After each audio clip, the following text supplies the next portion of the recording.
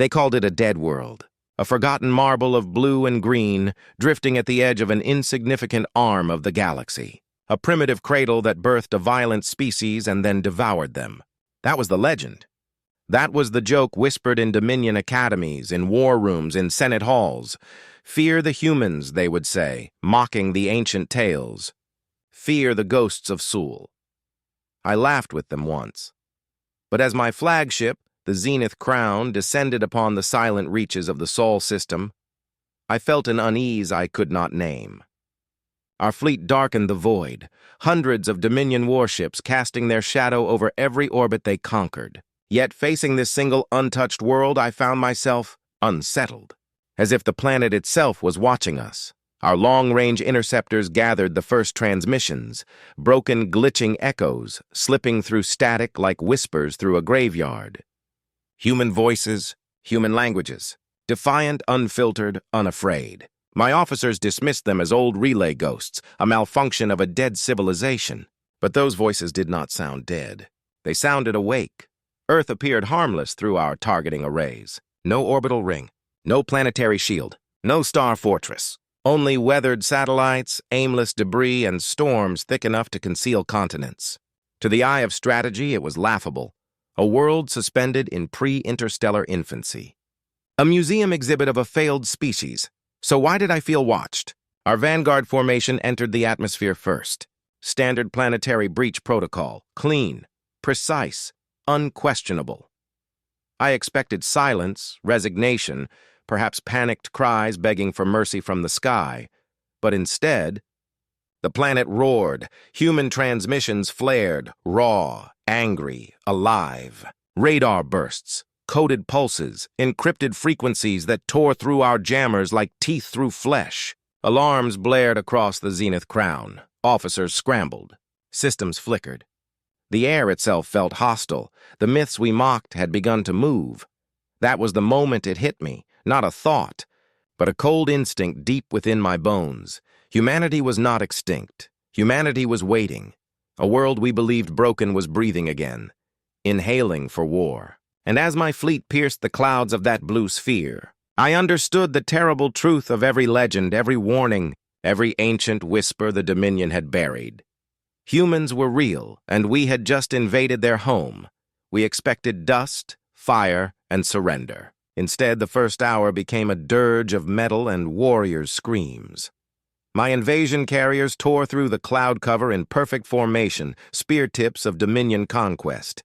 Their hulls burned orange from atmospheric friction, descending like gods of judgment. This will be swift, I told myself, efficient, inevitable. Our fleets had crushed empires. What resistance could a cradle world offer? Then the skies lit up.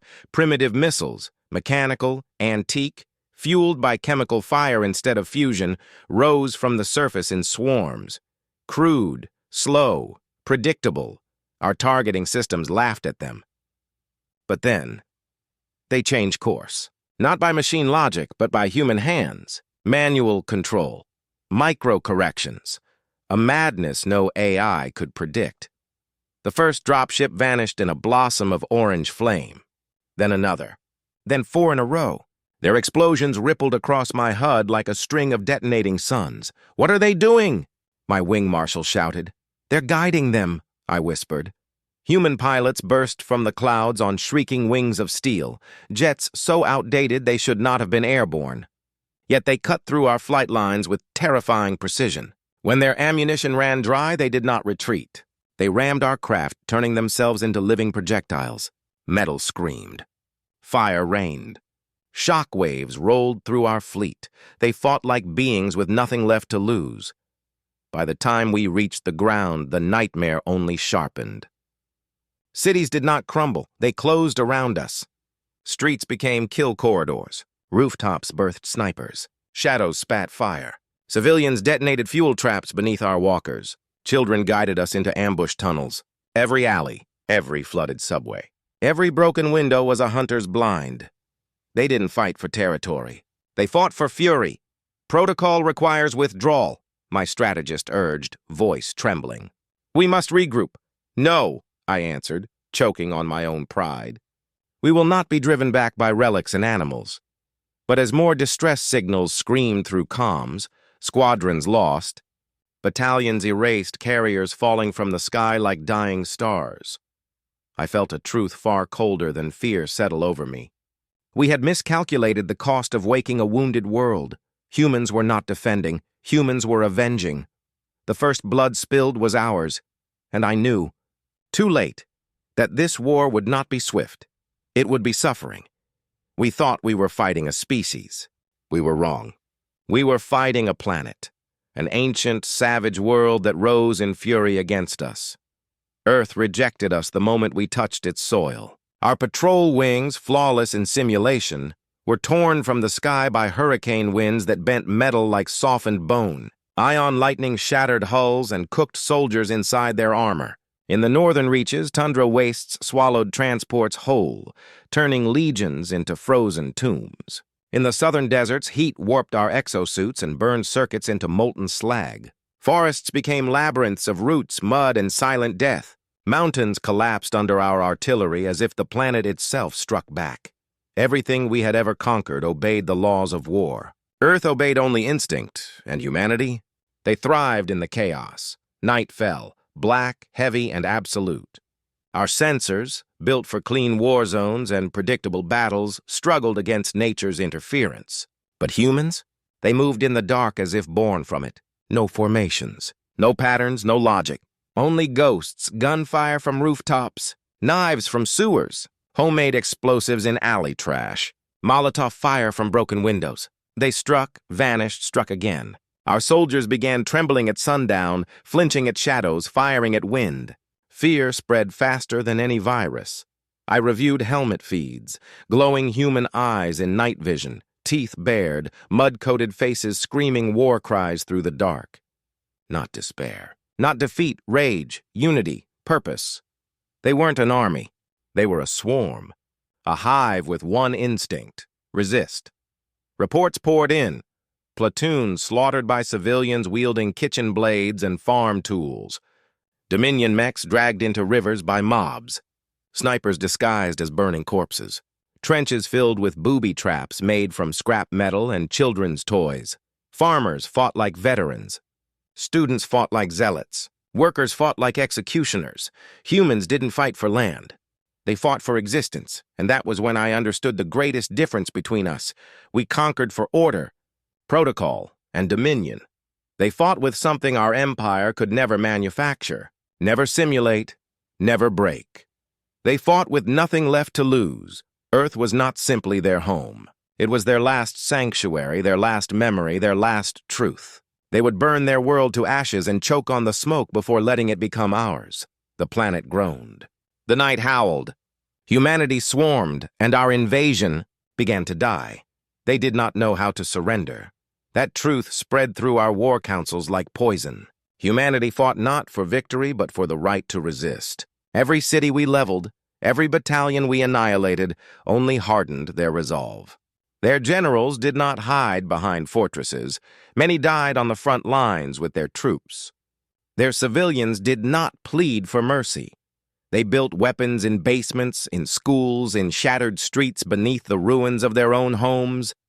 They did not fear extinction. They feared only submission.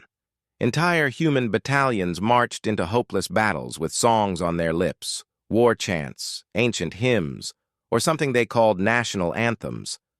The words meant nothing to us, but the emotion behind them shook even my most disciplined legions. They fought with a unity we had never encountered, not as clans, not as nations, not as tribes, but as one species. Not even the other empires of the galaxy fought that way.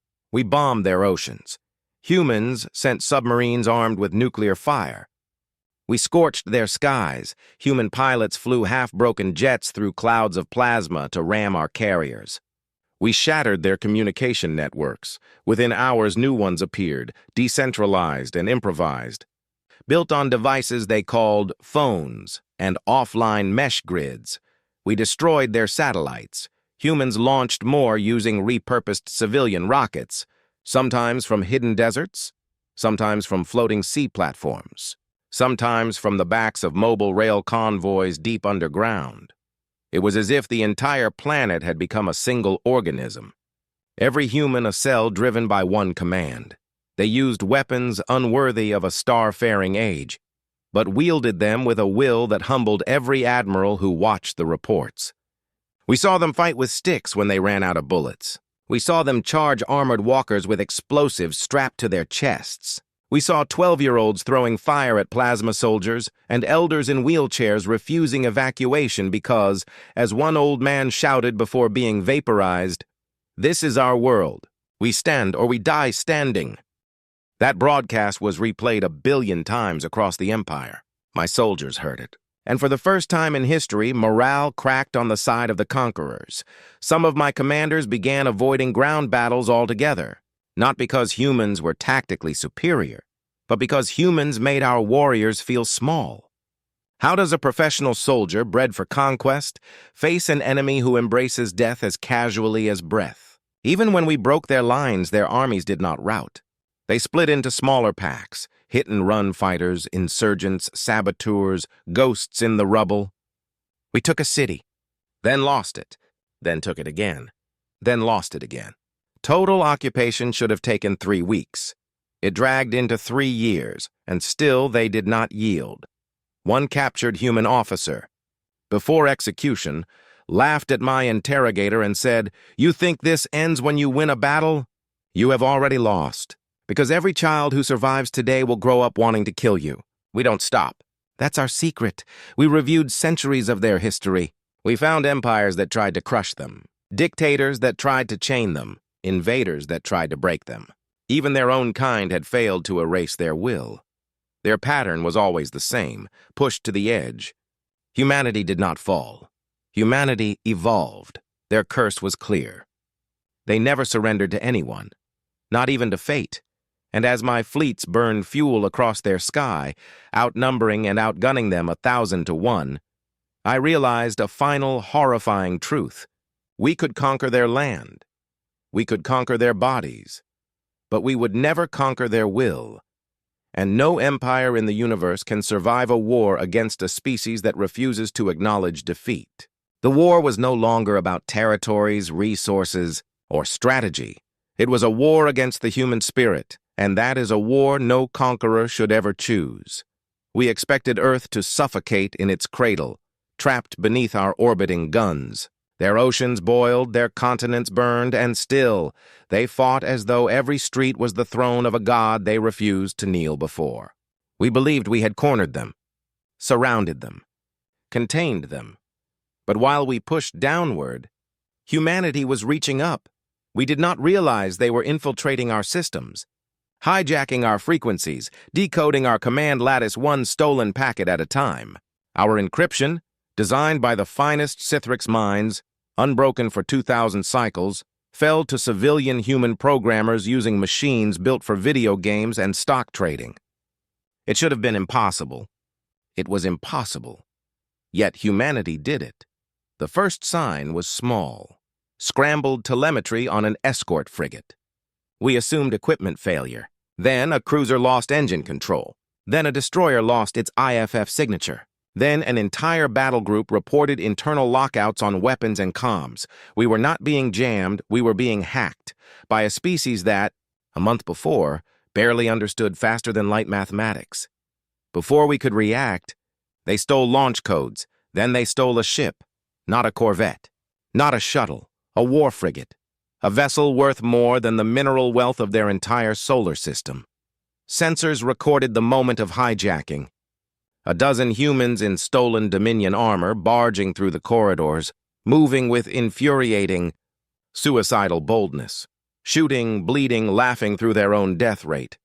They knew only half of them would make it to the bridge. They went anyway. The survivors initiated. Launch, no training, no clearance, no fear. There. Escape was a catastrophe. Unlike anything in Dominion history, humanity had reached space, not as explorers, but as raiders within hours. Other groups followed their example. Some boarded carriers disguised as corpses after ground skirmishes, waiting until they were hauled into morgue bays before rising with knives and stolen rifles. Others detonated our fuel lines, crippling ships from within. Some crashed ancient human jets, barely airworthy, straight into our hangar bays to breach them open and storm inside. Madness, genius, lunacy, strategy. To this day, I cannot decide where those lines blur in the human mind. We expected prey. We had created monsters. Entire Dominion flotillas burned in low orbit as humanity. Not even spacefaring tore its way into the stars one hijacked vessel at a time. Our admirals demanded to know how.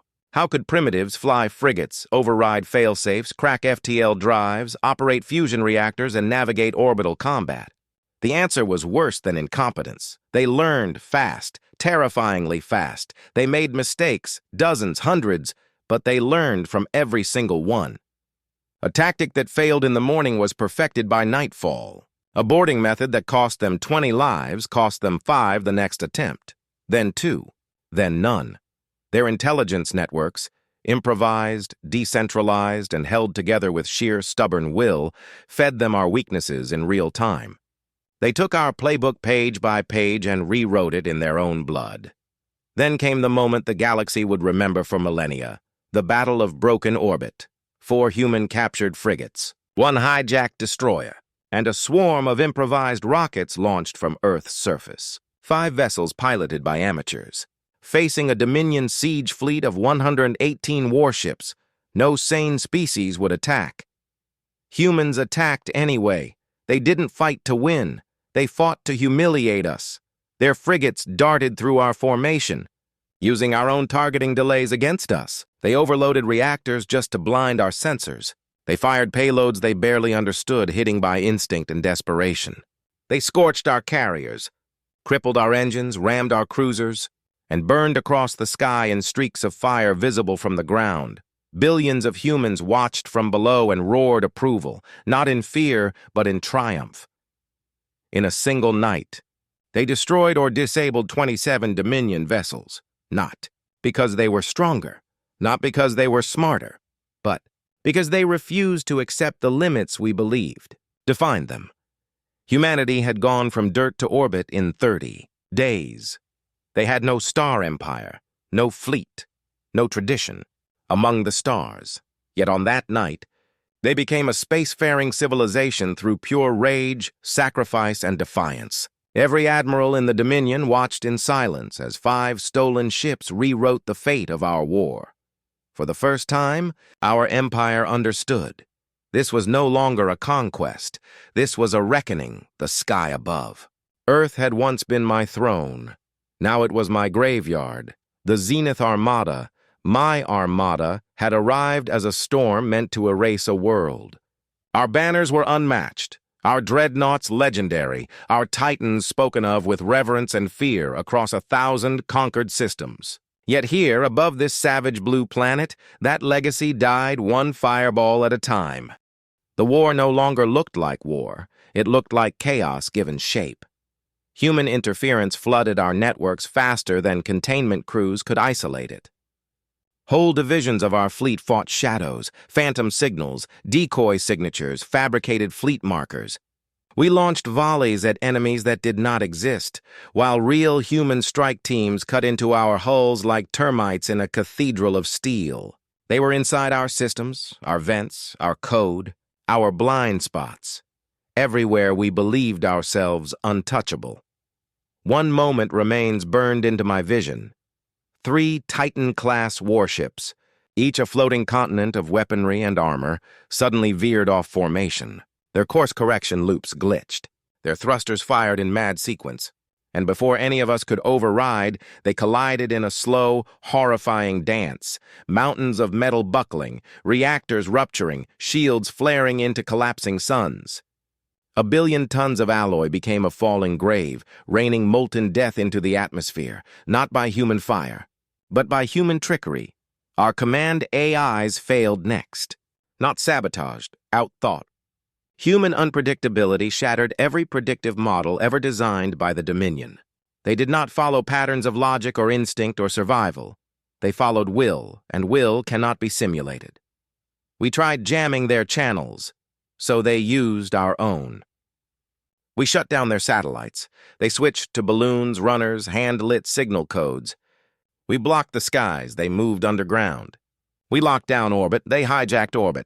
Every time we sealed a door, they chose to break the wall, crawl through the vents, or burn the whole room down with themselves inside it. No algorithm could defeat what had no pattern. No empire could conquer what refused to kneel. My officers screamed for orders that no longer existed. Admirals barked predictions that were proven false before the words left their tongues. Drone fleets spun in useless loops after humans seed-coded a single line of false targeting data. Our supremacy, built on order, precision, and perfect formation, crumbled in the hurricane of human chaos. Then came the broadcast. Every screen in my command throne flickered. Every speaker, every helm, every visor, every relay, overridden by one unauthorized transmission. Not rage, not fear, not desperation. Human resolve. A scarred woman stood before a burning flag and spoke with the calm of a hammer before it falls. We are not dying today. We are done kneeling. Leave or burn. No threats. No begging. No bravado. Just a promise. In those 13 words, I finally understood the nightmare we had awakened. We had mistaken humanity's silence for weakness, their fractures for fragility, their hope for naivety.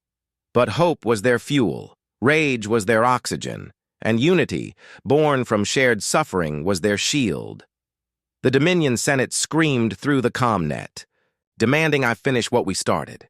Press the assault. Break them. Burn the planet if you must, they ordered. But as I stared into the fires consuming my fleet, I knew the truth. We had already lost.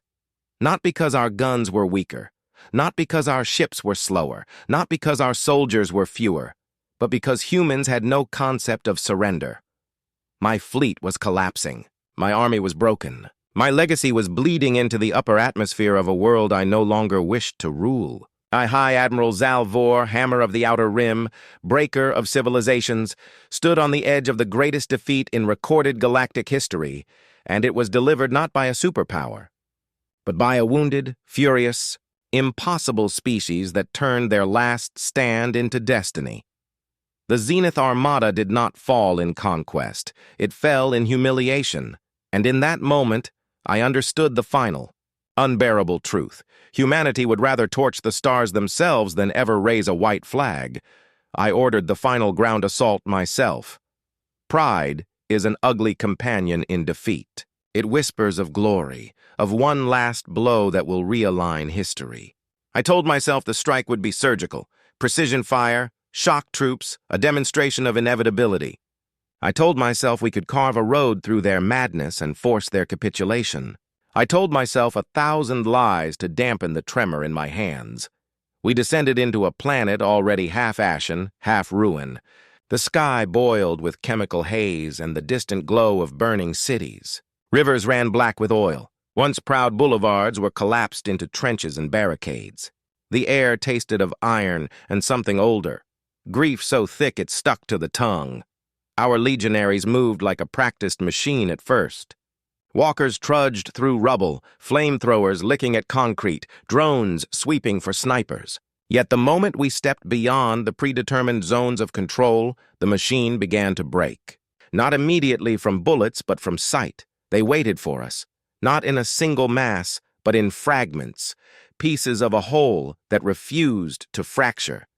An old woman on a rooftop unscrewed a rusted flare gun and took aim with the same steady hand she'd once used to harvest wheat.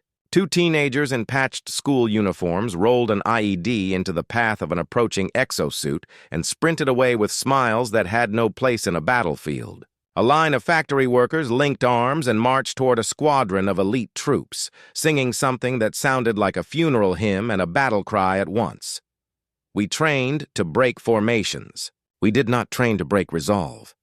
They ran into artillery barrages with the look of people walking into a storm they had invited. They carried wounded with an absence of fear that confused my medics. They used civilians as shields, refusing evacuation because to live without the fight was, to them, a fate worse than death. They dragged the dead into the line of fire, propping them as decoys, boots planted on chests to make us hesitate.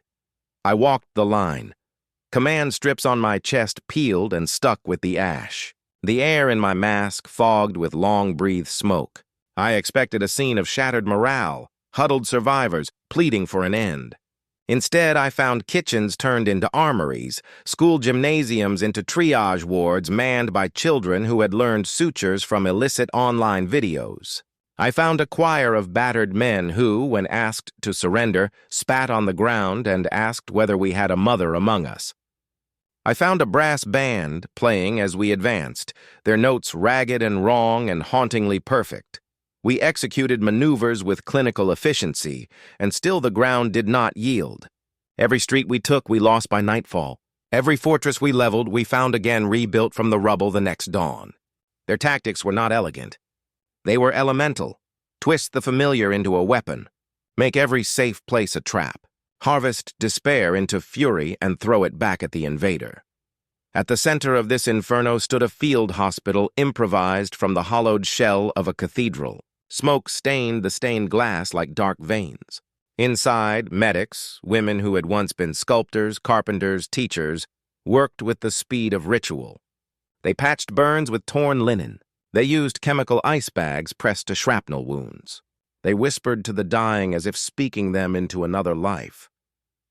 I stood at the threshold, watching.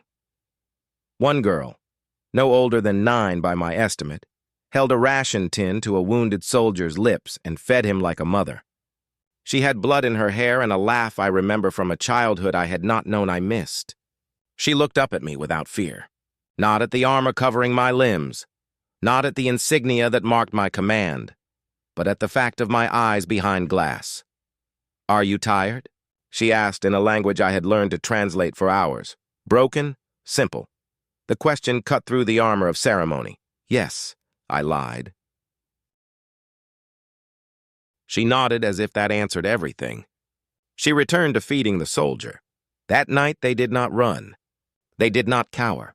They set fires to create false horizons and lured our troops into kill corridors. They used themselves as bait to drag mechanized squads into ambushes. They dug tunnels under our supply lines and detonated them as our logistics convoys passed. A commander I had respected for decades reported, voice raw, that his best sergeants had been felled by a coalition of citizens wielding sharpened rebar and righteous intent. We killed many. The tally was obscene. For every village we cleared, for every command post we razed, 10 more popped up like weeds. Our casualty protocols, our careful attrition models, the statistical maps that had always foretold victory, they were worthless in soil soaked with grief. We had taught them the economy of destruction. They had taught us the miracle of stubbornness. On the 7th day of that final offensive, my personal escort came under fire in a narrow lane choked with debris. I disembarked, armored but not immovable, because I wanted to see the faces my orders had cost. I wanted to understand if the victory I sought was worth the lives we burned. A child, no more than 7, ran toward me, clutching a salvage piece of metal shaped like a toy. He was smiling, paint on his cheeks to imitate war paint, and as he ran, he tripped on a length of cable, skinning his knee. He looked up at me, tear tracks streaking through the ash on his face, and extended the toy as a gift. I remember thinking of the empires we had crushed, the worlds we had folded into our economy of obedience, the species that had learned to bow without the dignity of choice. I remember seeing the child smile and feeling a war of its own kindle inside me, remembrance of an old, human tenderness I had long forgotten.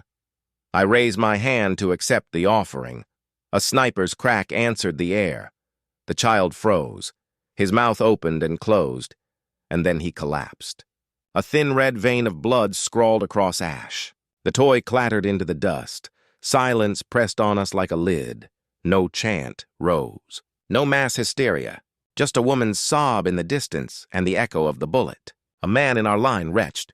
My hand closed where the toy had been only seconds before. I felt my command strip peel, heard it flapping in the wind as if it had been pulled from me. In the wreck of that moment, I saw the battlefield with brutal clarity, an empire that measured victory in resource extraction and surrender, a species that measured life in the act of standing. My soldiers were not machines. They were men and beasts who had followed my hand into a slaughterhouse and now returned with souls heavy as dead sunstones. My orders had brought them here. I did not lower my weapon. But the weight of a single life, one child small, ruined smile, folded my certainty thin. If victory meant taking this girl's future and trading it for a map on the Dominion's ledger, what victory was that? I found myself asking things a commander has no right to ask. The war demanded a decision. On the ridge, a human banner, ragged, ash-streaked, rose. Beneath it, a line of survivors stood shoulder to shoulder. Their eyes met mine across the smoke. No plea, no roar, no call for mercy. Only a look that held the history of their species and the stubbornness of every small creature that will not be caged. I swallowed, tasting dust. Orders crackled in my ear. Reinforce the flank. Tighten the line, press forward. I stood still, above us. Orbital flares painted the sky with cold light. The war had been measured and remeasured, mapped and remapped, predicted and then mocked. In the pause between the next order and my reply, the sound of distant drums, human, improvised, impossible, rose like a summons. I tightened my grip on my rifle, felt the metal hum against my palms, and for the first time since the Zenith Crown had left dry dock, the future I intended seemed unclear. The human line waited. They would not break, and I, High Admiral Zalvor, realized the next breath I took would decide whether history remembered me as a breaker of worlds or as something else entirely. Defeat is not quiet. It doesn't fade. It echoes. The Dominion believed our retreat from Sol would remain a contained humiliation, a classified scar hidden from the galaxy. But the truth spread faster than any armada we had ever deployed. Pirate relays, underground networks, smuggler channels, rebel beacons. Every shadowed voice repeated the same unbelievable message. Humanity won. The Zenith Armada has fallen. The unconquerable has been conquered. Across 412 subjugated worlds, something far more dangerous than war began to rise.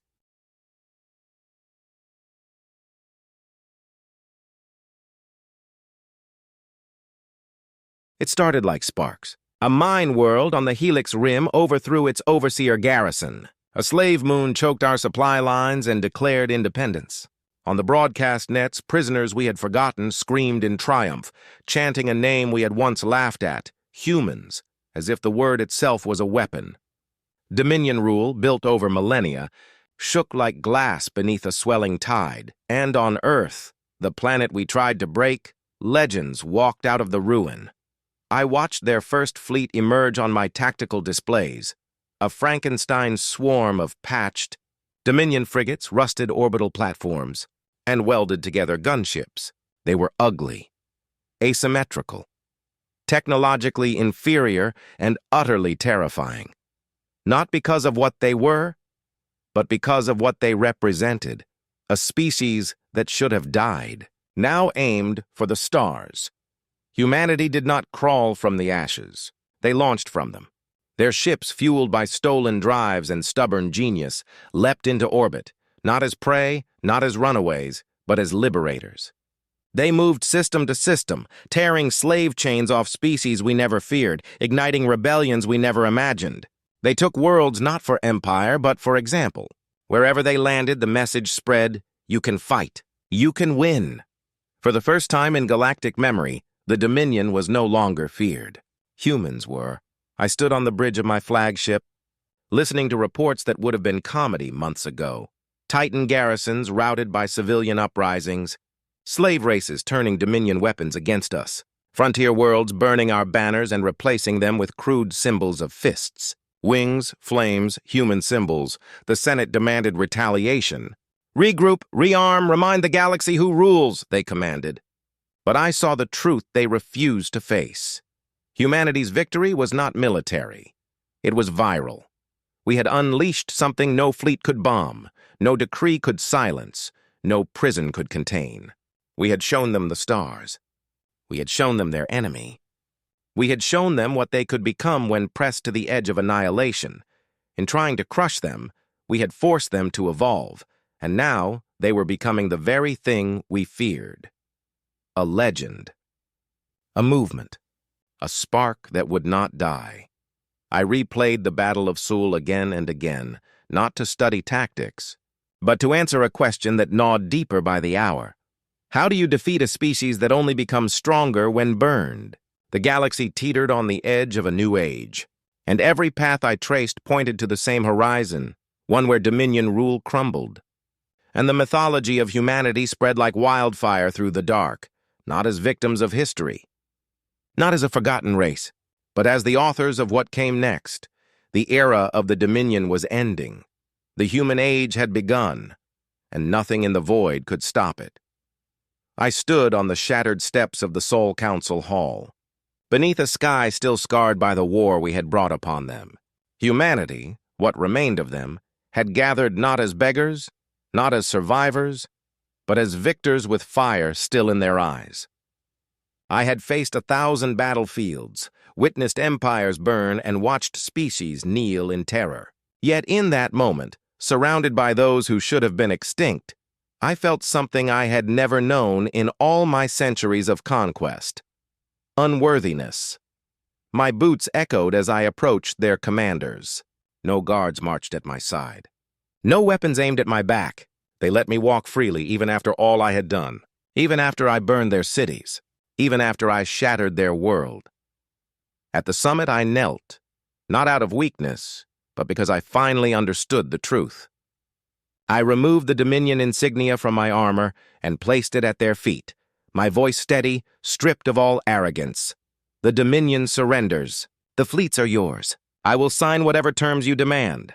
I expected rage, chains, a blade to the throat. Instead, they stepped back, not in disgust, but in refusal.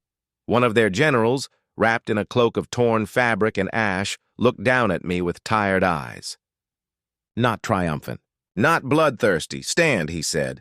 The stars don't need more slaves, or more graves. My breath caught.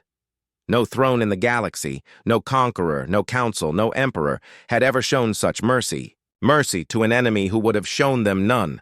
That was the moment we lost. Not in orbit, not in the battles, but here at the feet of a species whose spirit we could not break because they would rather forgive than destroy. The galaxy changed overnight. Dominion banners fell, not to bombardment, but to uprising. Systems we conquered decades ago rose with a single cry. Seoul stands. We rise. The rebellion spread like wildfire, each fueled by the legend of a world that defied the impossible and won. Earth did not claim thrones. Earth did not demand tribute. Earth did not enslave planets in revenge. Instead, they built something our civilization never understood. Alliance. Human engineers, half-starved, half-mad, restored our hyperlanes, not to control them but to connect them. Their diplomats, warriors yesterday, leaders today, sent ships not with demands but with aid. Their fleets patrolled not for conquest, but to ensure no empire, dominion or otherwise, would ever crush another world in chains. They became the balance, the guardians, the voice we could never silence again. Before long, every senate, every council, every throne, from the outer spiral clusters to the fractured ardent realms, looked toward Seoul for guidance. Not out of fear, but out of respect, Earth became a council world, the heart of a new galactic order. Armies once bred to serve us now marched beneath a new symbol, not the Dominion crest, but the Sol banner, a mark of unity rather than supremacy. I watched it all unfold, not as a ruler, but as a witness. The humans did not exile me. They did not cage me. They granted me something far heavier to carry, a voice, a seat, a chance to help rebuild what I once tried to destroy, and I accepted it. Now, when I walk the halls of their new capital, people do not spit at me. They do not raise weapons. Children stare with wide eyes, not in hatred but with curiosity. Is it true? One asked me not long ago, her voice barely a whisper. You really thought we were weak? I could not meet her gaze. Yes, I replied. I was wrong. She only smiled. That is humanity. Pain without bitterness. power without cruelty, victory without tyranny. They are not special because they are the strongest. They are not feared because they are the smartest.